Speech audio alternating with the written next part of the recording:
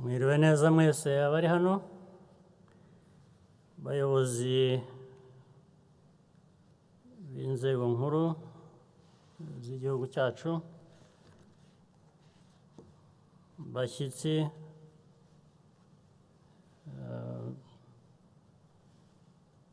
bandi muri hano, hari abashyitsi b'inshuti z'u Rwanda bari hano,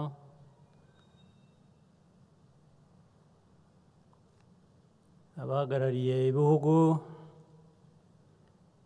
byanyu n'imiryango mpuzamahanga,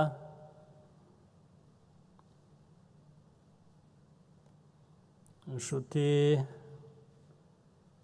nyinshi zindi zacu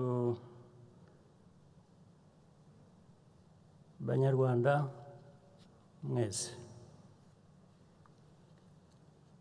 Mpereye ku byo Jean Damascene Bizimana yari amaze kutubwira, biriya ni ubuhamya bw'ukuri,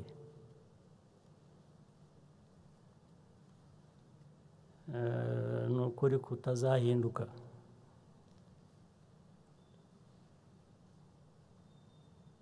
Ariko rero niba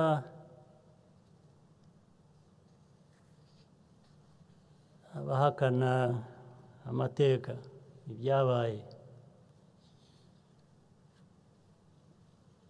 bitabatera isoni, jyewe, wowe, twagirira iki ubwoba bwo guhangana nabo?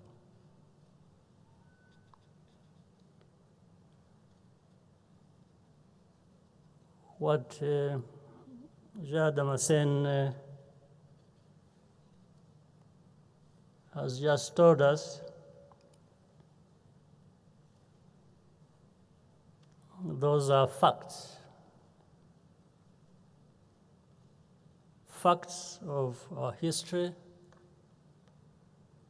facts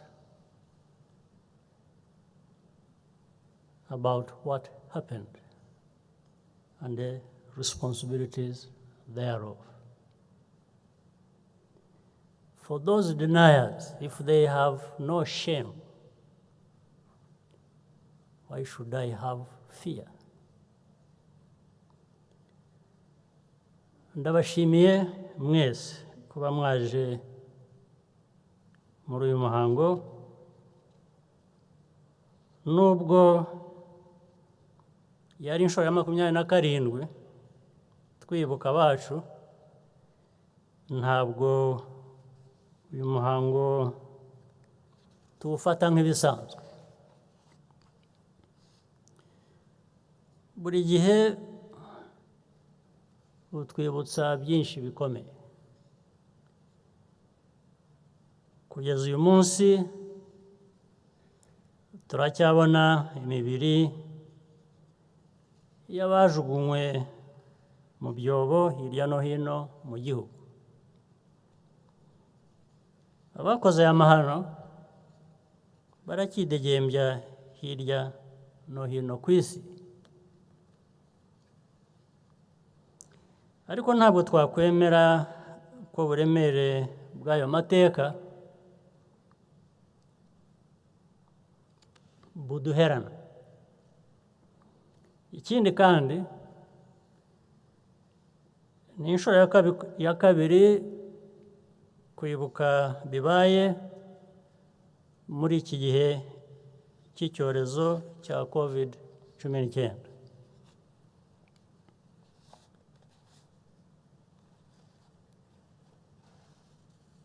Kuba tudashobora guteranira hamwe nk'uko bisanzwe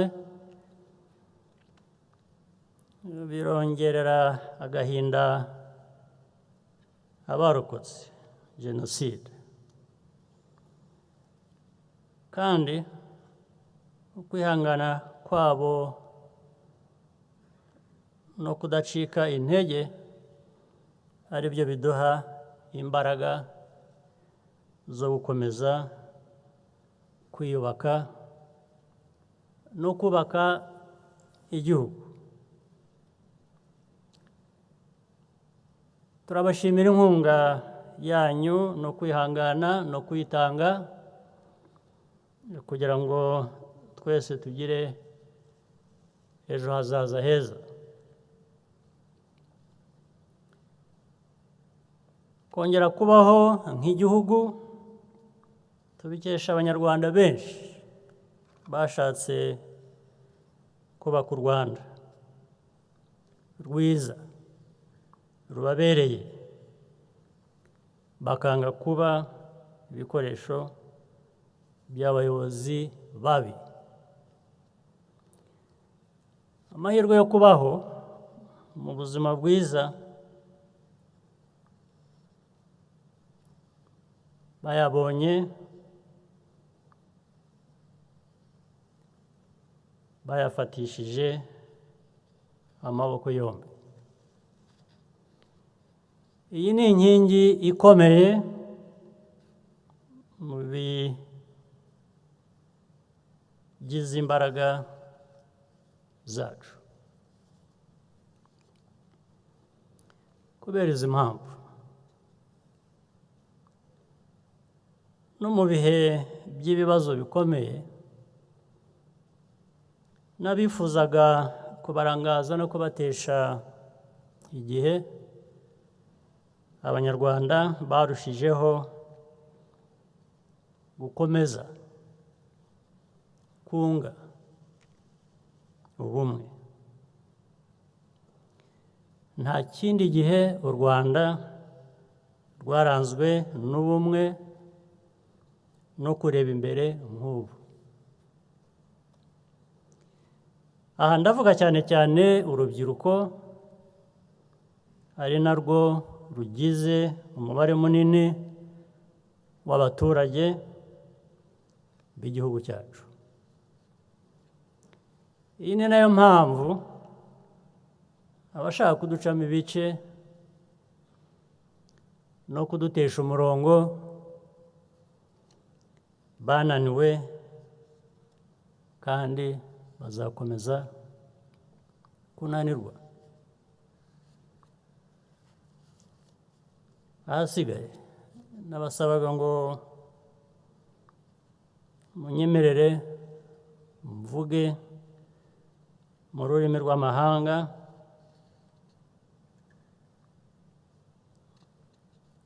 n'abashyitsi bacu bashobore gukurikirana cyangwa se abatari kumwe natwe bari hanze, ngira ngo mbwire bumve.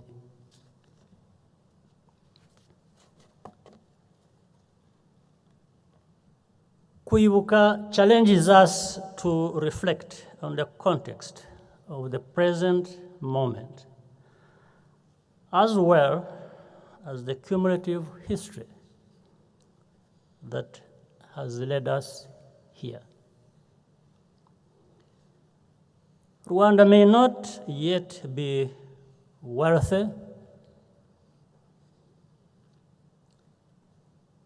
and or fully healthy, and we have vulnerabilities and limitations like any country. But we also know how to deal with our problems. Rwandans are resilient, and we are full of purpose and hope. The immensity of what has been achieved is almost miraculous. The results are attested to by Rwandans and indeed indisputable. First, there are the tangible signs, things that we can see and feel new buildings and roads, better hospitals and health centers, water and electricity services where they never existed before, visitors flocking to see Rwanda's unique wildlife and enjoy our hospitality. But the intangible transformations which have taken place in the hearts and minds of our people are even more important. They allow progress to be sustained from generation to generation. Our unity and nationhood, which continues to grow, the trust we have in each other as a people and in our leaders and institutions. Positive mindsets of creativity, accountability, and self-reliance. The satisfaction of seeing Rwanda's story serve as an uplifting symbol of renewal, even, hopefully, beyond our borders. The collective self-assurance that comes from the spirit of Agaciro, which inspires everything we do. The Rwandans of today have gained a lot, which means we have something precious to defend. This requires constant vigilance, along with a commitment to introspection and honesty. Decades, even centuries of progress can be wiped away in the blink of an eye. We have seen examples in different societies around the world, no matter how advanced. I know for certain that Rwandans will always be ready to protect what we have built without hesitation or apology. Like every country, Rwanda has the right to use all legitimate and lawful means to counter attacks on our people, no question about it, and the principles of our Constitution. Whenever possible, we bring those who threaten our country's peace and security to justice. The rule of law is not up for debate. In fact, there are several trials underway in our courts involving various armed violent groups.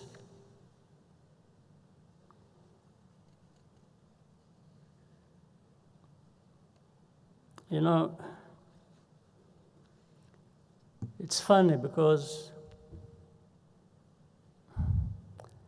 among those who are undergoing trial, there are those who have been living outside. protected one way or the other. And it is all connected with the story of denial, of distortion, of fabrication, of all kinds of things.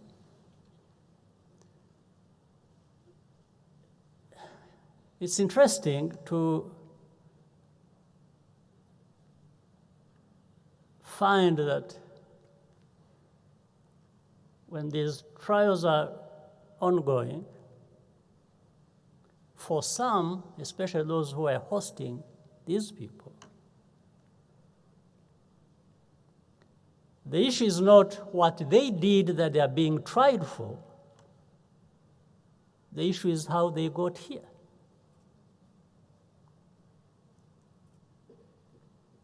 Fine. If they got here the wrong way, we can still talk about that. There's no problem. We can talk about how these people got here. But shouldn't we concentrate also on what is more important? That is why they are being tried in the courts of law. You know, it's not too complicated to understand that, but you can figure out for yourselves why it happens that way. Maybe we'll get to understand more as we go on. Rwandans believe that our country cannot afford to allow such dangerous games against our people to be played on our territory ever again. When the line into violence is crossed, there is also a remedy for that.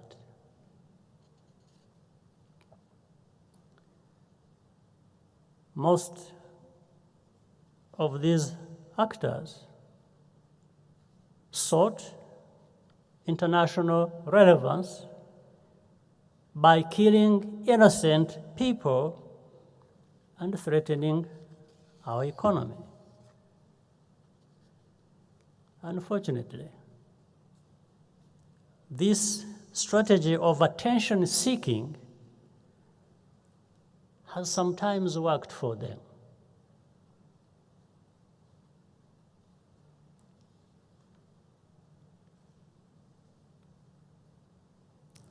You know, some of these people are out there in places where they have a lot of lessons for us as to what is democracy, what is freedom, what is all kinds of political and civil rights. At the same time, they embrace these people, protect them, defend them, speak for them, because they are saying these are people who want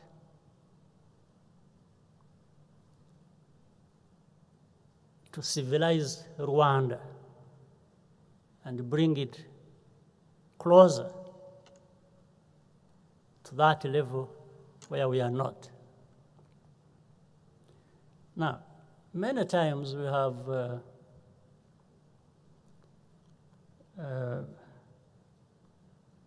I'm trying to get to the bottom of the question I would ask. Why is this? Why does it happen? Maybe we'll come to it later, but I just want to tell you a few things. There are a couple of cases where we told their hosts, the hosts of these criminals, that those are actual criminals. They have either killed our people, they have stolen, they have raped, they've done all kinds of things. And we have asked them to try them. And no, they say, no, these are critics of leaders of Rwanda. These are people who are fighting for freedom, for rights of all kinds. Now, what is interesting again, it doesn't take very long before they actually realize what we are talking about, because a couple of them are now serving sentences in those countries. They're in prison for actually having done some of the things we told these people that these criminals have been known for. And in the court, these people, it's really very interesting. When they're being tried out there, in Europe, in America, in different places, still in the court, even with evidence that these people have either raped or stolen money in those countries, they still say, no, it is actually President Kagame who is sending his agents on different things. They are the ones, but I can't. How can I send somebody to come and give you instructions to rape and you rape? How can I send somebody, an agent, to come and ask you to steal and you steal? So if there are cases you need to sort out with Rwandan leaders, that's okay, but you first answer for those cases. So, and then we go back to these people, friends we talk to every day, say, well, but we told you. Still, they will not believe us, even when they have seen this. You heard the other day when the person who was brought here, and the question is how he got here, not how he was associated with, was leading a group that was killing people here in Rwanda. You saw how others still in those countries, when somebody testified in the courts here and confirmed what they were being accused of and said they were planning it outside where they lived, recently, one or two people came up and said, yes, that is true. What the other one said in the court is true. In other words, he's admitting that they are actually doing these things they are accused of. But it's like they are saying, well, but here we are protected. Nothing is going to come. Nothing is going to happen to us. And maybe you're also not going to be able to bring us there, where you have brought that one. So you can see how disturbing this is, but yes, we fully understand the world we live in. So, disgraced former officials, motivated by petty resentments, have spent years cultivating influential foreign gatekeepers with a flimsy campaign of lies.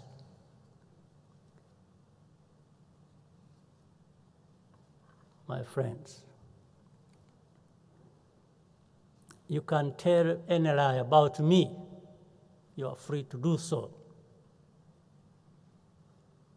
You can pile up tons of lies. It won't change me. Absolutely not.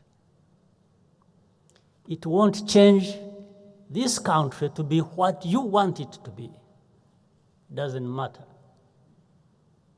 how many lies. That I can promise you. When the storytellers happen to have been born in the right kind of place that is out there, their impartiality and integrity is simply taken for granted, just by where they are born. Whatever they say against you is supposed to be taken for granted. It has nothing to do with the facts. But only has to do with the fact of where this person is born. These are the places where most of these problems come from. Falsehoods become facts, and the victims become villains.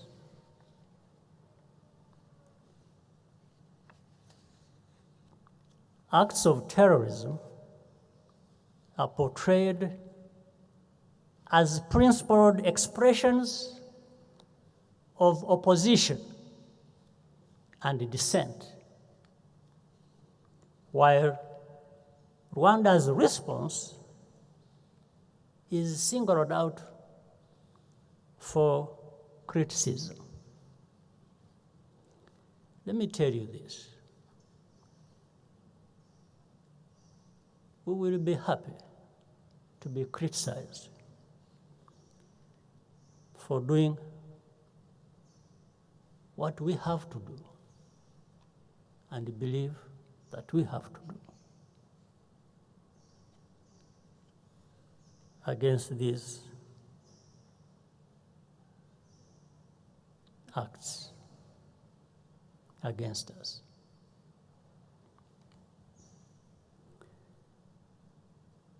Are these really the people who represent the universal values we all claim to espouse?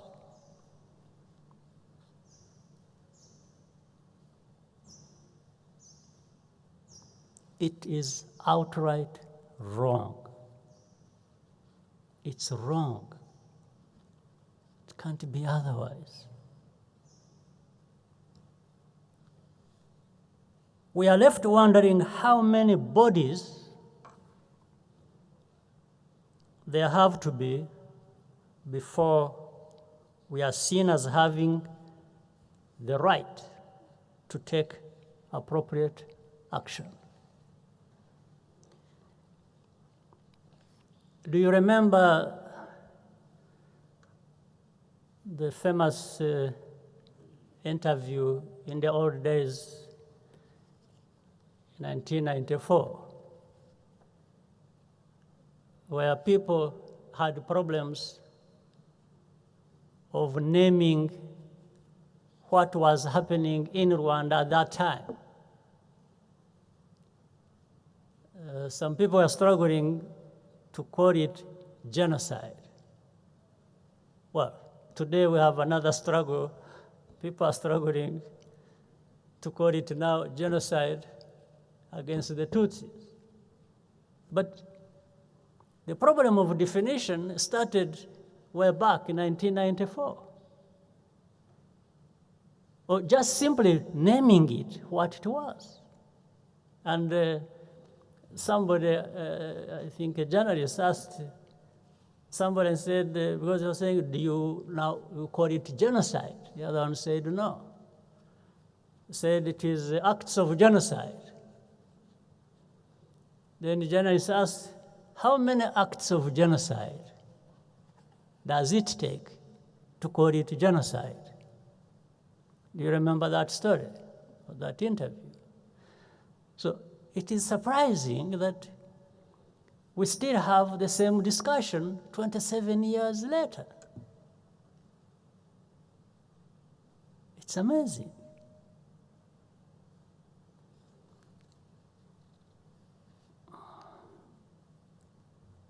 Meanwhile, specialists and human rights groups remain silent about the obvious dangers.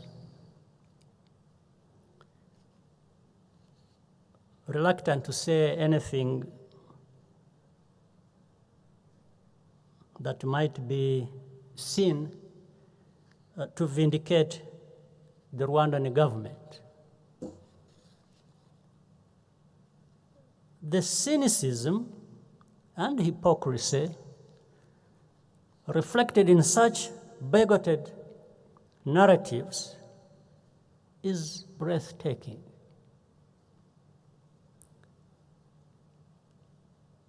And on our African continent, Rwanda is hardly the only target of these tactics. It is something we do not deserve and will not accept. Recently, a commission of historians appointed by the French government released a detailed report after reading official archives that had remained secret. The report shows that President Mitterrand and his closest advisors knew that a genocide against the Tutsi was being planned by their allies in Rwanda. Just what Dr. Bizimana said. Despite that knowledge, the president decided to continue supporting them because he believed this was necessary for France's geopolitical position. So Rwandans' lives were just pawns in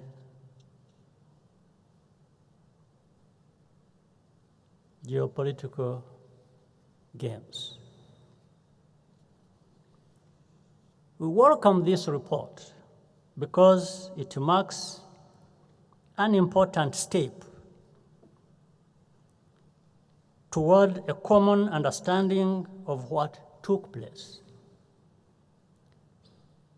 It also marks the change. It shows the desire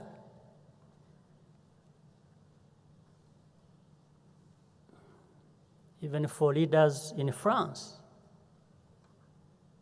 to move forward with a good understanding of what happened. And we welcome this. We welcome this. We are going to have the report presented to us, and we have been informed about it, and it's a good thing. Rwanda will also have a word to say in the near future. In fact, it is maybe around the third week of this month.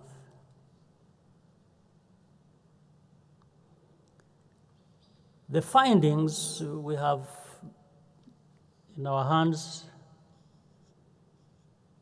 based on the work that has been done by people who are commissioned to do that, almost similar or parallel to what was being done in France. The findings go in the same direction.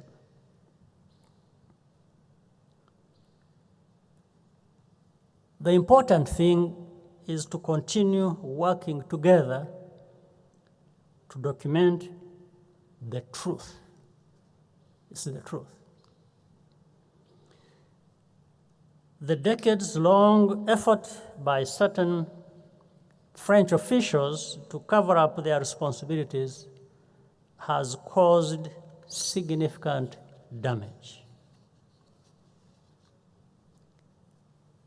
History was falsified by promoting the lie of the so-called double genocide, including with the mapping report.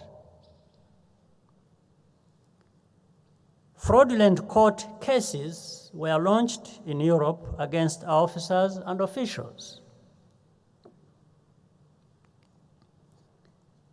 Genocide suspects were granted safe haven, and Rwanda's extradition requests refused.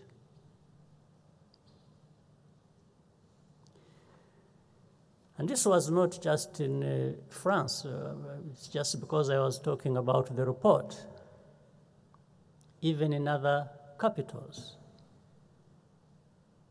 of those developed countries, we know of cases that have gone on for close to 15 years. There are places where there are about 4 or 5 genocide suspects. Files are very clear. We talked to the country hosting them. We begged them. We said, case files are ready, they are here. Can you please give them to us for trial? The answer was no, we have no extradition treaty, we have this, we don't trust your courts, we don't trust your laws, we don't. Okay, we said, fine. We needed your trust, but you don't want to give it to us. Fine.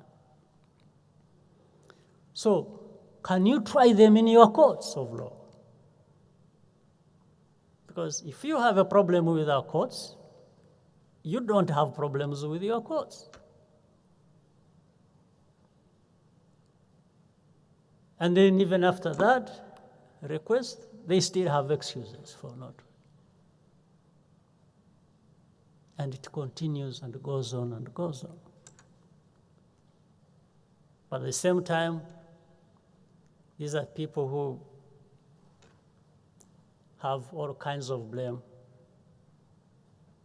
to level against us. And you say, but why don't you do that?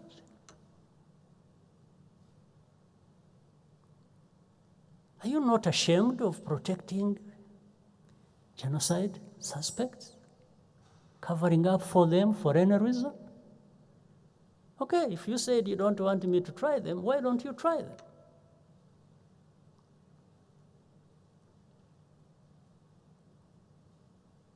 It's the same people who question the use of genocide against Tutsis. And by the way, that, I think, genocide, which was, we are not the ones who invented it. This word was coined by some other people long ago, long before our own tragic situation. But somebody says, you know, we don't want to accept that this is a genocide against the Tutsis because peacekeepers died, foreigners died, Hutus died, everybody died who was killed. I mean, so look, even if you thought those were your facts, the facts, how does this stop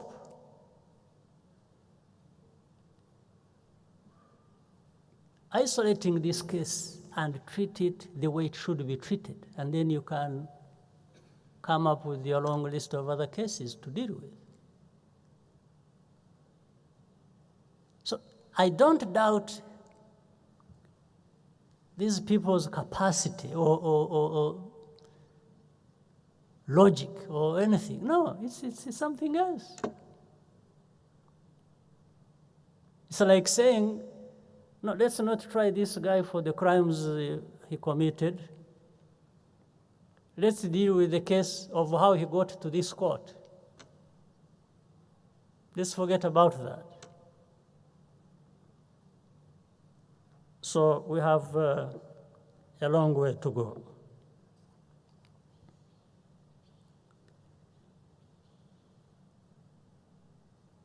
So when these genocide suspects are granted safe haven and extradition requests refused, it has a direct consequence. And we have seen a massive increase in genocide denial and revisionism, which will take years to reverse. Well-known publishers release books accusing the RPF itself of having masterminded the genocide in order to take power. This is what I think Dr. Bizimana earlier on referred to as well. What is even more disturbing is that too many people who know better prefer to stay out of it by keeping quiet. A few years ago, a country, I remember, issued a statement to mark the commemoration of the genocide. This was really supposed to be, normally on this day, we can get a statement of solidarity or not. If you don't send us a statement of solidarity, we won't complain. Really, we don't complain. But a country issued and sent us a statement of solidarity, supposedly, but they said, well, you know, we are with you, genocide, so on and so forth. Then it started, there were more chapters about human rights violations, about governance, about, in the same solidarity message. So I took time and wrote back and just placed one request, simple request. I said, you know, this day, 7th of April is a commemoration day. And it's just one day in 365 days of the year, just one day. So I asked them, I said, can't you spare us just this one day?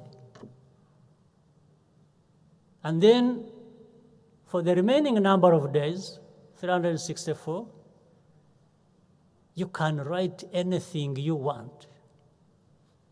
You can abuse us, insult us in any way you want for the rest of that year. I said, but spare us this day. Fortunately, I think they got the message.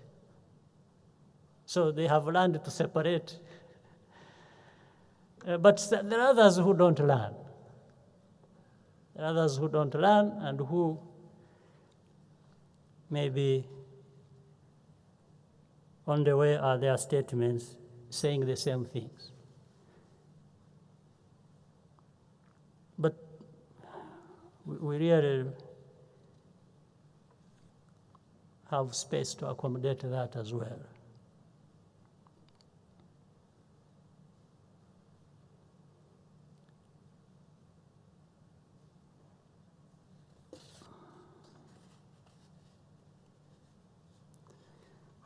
And surely,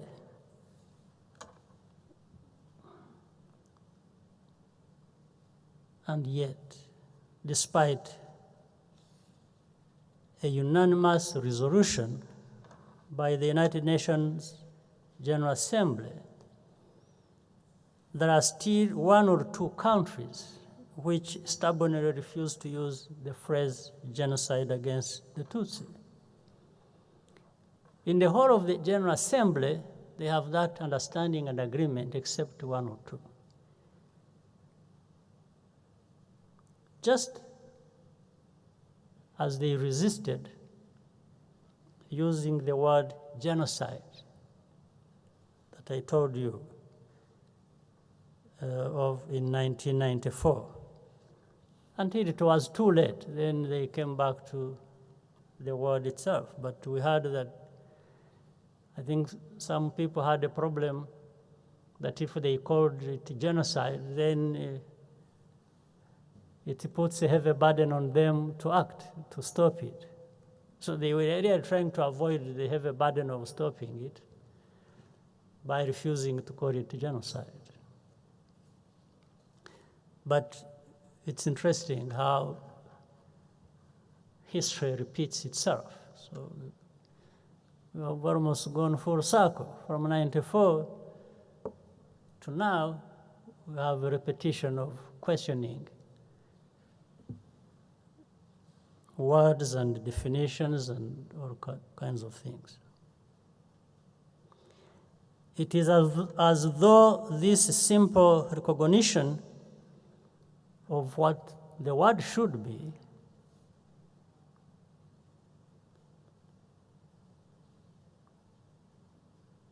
would be a reward bestowed on Rwandans in exchange for good behavior, in their view.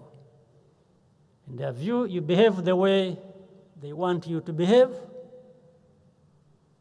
and then they'll give you a gift, a reward of recognizing what it is. What a shame.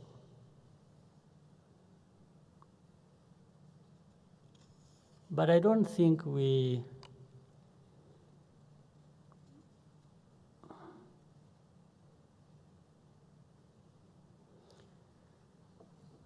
cannot respond to blackmail on such matters of principle. Unfortunately, a new generation of Rwandans in the diaspora, this is a really small group, who have no personal responsibility for what happened in 1994, draw on these accounts to repackage genocide ideology as a critique of governance and human rights. And they're picking it from there or being supported by that. For us in Rwanda, we are not being held back. We move forward.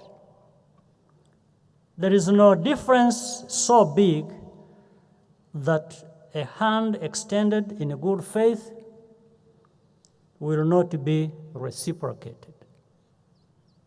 That is how we Rwandans are, who our history has made us.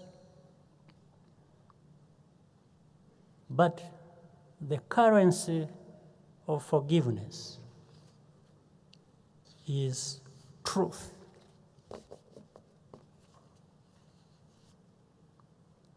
We cannot get tired of talking about the realities we have lived. On this most solemn of days, I wish to close by thanking Rwandans for remaining dedicated to the task of unity and reconciliation. We also thank the many friends around the world who have joined with us over the years. Not only that, let me, again, for the story I told you earlier, while people are having problems of calling what it was genocide and so on and so forth at the United Nations,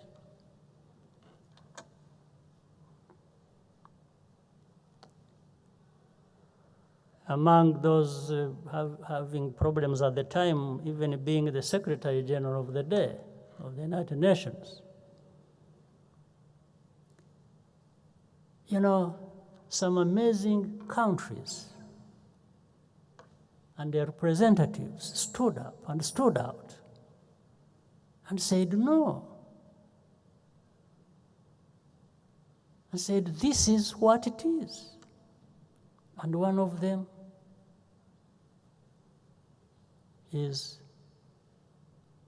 an African country that we shall always be proud of, a good friend of ours. One of them, represented by a man I remember called Gambari of Nigeria. Nigeria stood out and said, no. Said there's a problem there and we must call it what it is. And Professor Gambari was there, and Nigeria was, no, we shall always be proud of Nigeria. And then there was Czech Republic, there was New Zealand. These countries you do not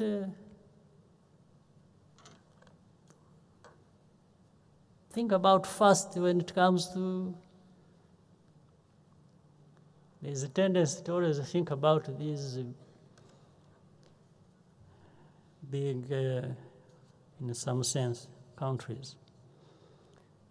But so that is what we will always be indebted and thankful to some of these people across the world who really. Let me end by telling you something I remembered, and I end from that. When we were still young and going to primary school, I remember being told a story of a lion or leopard and a sheep. They told us there was a stream of water, like a river. The lion was upstream, was drinking water. And then downstream, there was a sheep drinking water as well. So when the lion recognized there was a sheep nearby, and the Lord said, looked for a quick excuse to go at the sheep and have it for its meal. But they first had a conversation. So the lion called out the sheep and said, hey, you see, I'm here drinking water, and you are just busy making it dirty. So you are making dirty the water I'm drinking. And the sheep humbly said, but sir, I'm downstream. Where I'm drinking the water from, even if I was making it dirty, it's not coming up to you, it is continuing the way. So the lion got angry, said, felt provoked. Said, how dare you answer back to me like that? You are even abusing me. The sheep said, I'm really sorry, I didn't want to abuse you, I'm not abusing you, forgive me. Said, even the other day, actually you abused me. Then the sheep says, no, but sir, it's the first time I have come to drink water from here, so it's not me. And the lion said, you see, you're really, annoying me.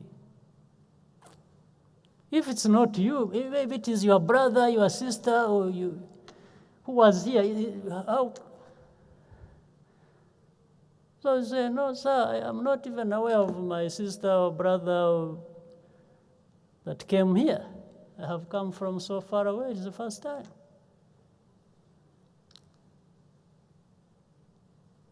So the lion, of course, went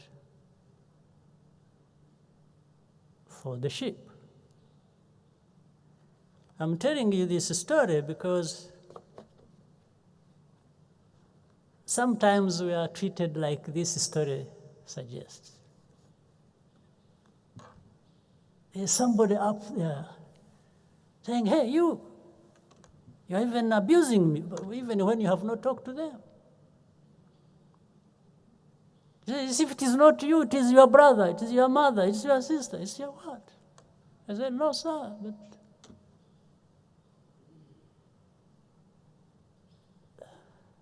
I think some people have been doing that to us.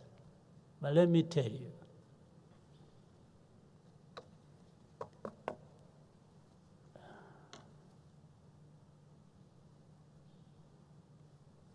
don't ever accept to be sheep.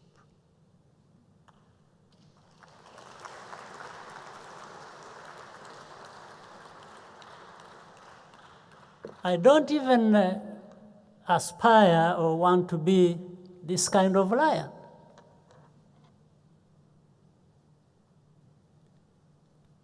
I'm going to be happy being who I am that will challenge this lion. Thank you very much.